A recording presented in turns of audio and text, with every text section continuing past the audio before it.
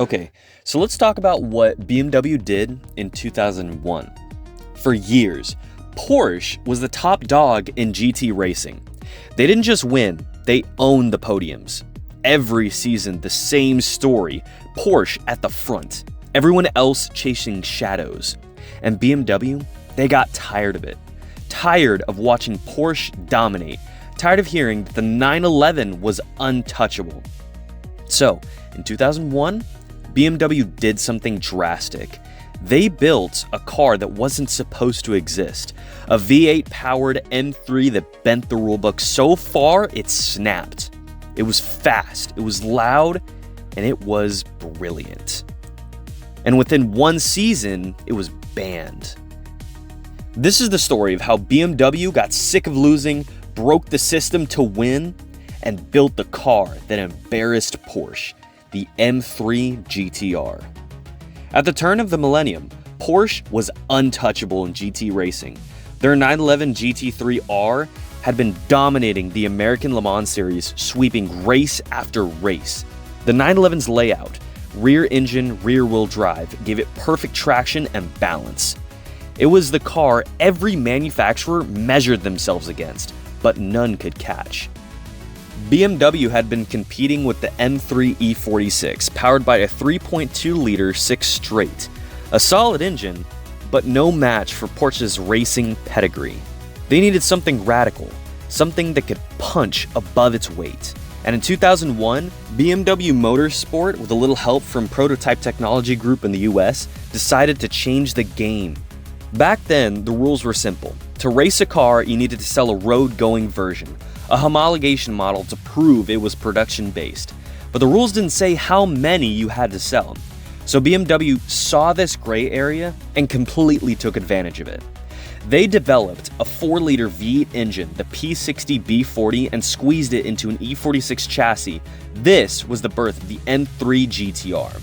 It wasn't just an M3 with a bigger engine, it was a full-fledged race car. And to make it legal, BMW built just 10 road cars, the bare minimum to satisfy the homologation clause. Each costed around $250,000 and was sold to select clients under strict conditions. They were barely street legal, but they existed. And that was enough.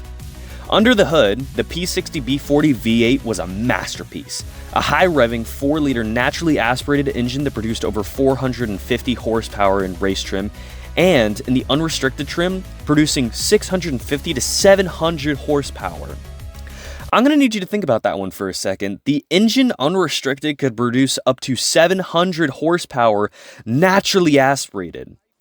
Literally blows my mind. Anyways, it was lighter, more compact, and mounted lower than the old inline 6, improving balance and handling.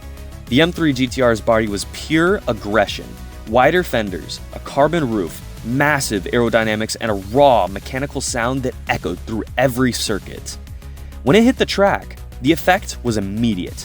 Porsche teams, Alex Job Racing, the Racers Group, even factory-supported efforts suddenly had competition. Real competition. BMW's V8 motor started winning, and not just once. The M3 GTR won 7 out of 10 races in the 2001 ALMS season, taking both manufacturers and team championships.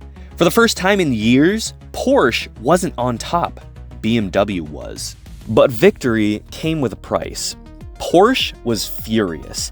They accused BMW of exploiting the rules, and technically, they were right. The M3 GTR barely met homologation requirements.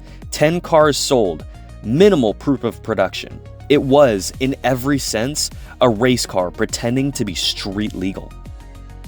Porsche lobbied the ACO and ALMS organizers to tighten the regulations. By 2002, the rules were rewritten. Manufacturers now had to produce at least 100 road cars and 1,000 engines for homologation.